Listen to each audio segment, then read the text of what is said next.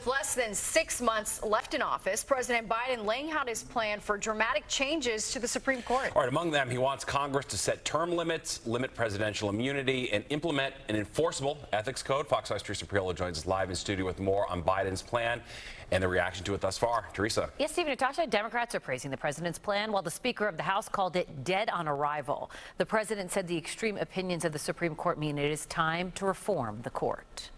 This nation was founded on the principle there are no kings in America. Each of us is equal before the law. President Biden making the case in Texas that the Supreme Court, in his opinion, must change. Its rulings and some of its justices have become too extreme. The president is asking for 3 major reforms to the high court, positions he laid out in a Washington Post op-ed.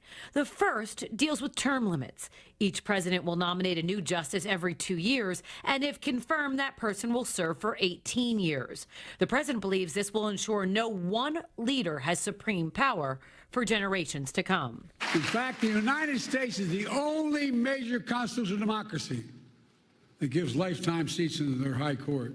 Professor Richard Pildes was on the presidential commission that studied term limits. It used to be, up until 1970, the average time someone served on the court was 15 years.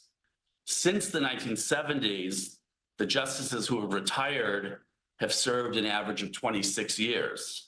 Pildes says the issue of term limits was first broached by the Conservative Federalist Society back in the mid-2000s. Part of the benefit of moving to these fixed terms for the court is that every president would then get the same number of nominations. The president also proposed a binding code of conduct, which requires the disclosures of gifts and conflicts of interest. And lastly, the toughest to pass, a constitutional amendment that guarantees no president is immune from criminal prosecution, a direct response to the recent ruling in Trump versus the United States.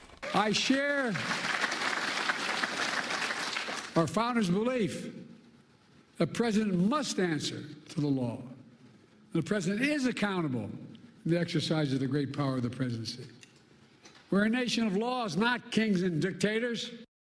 Now, implementing term limits specifically on the court would require a constitutional amendment, which requires 2/3 of both houses or 3/4 of the state legislatures, among other methods. It's all laid out in Article 5 of the Constitution. Steve. Very well. All right. Thanks, Teresa.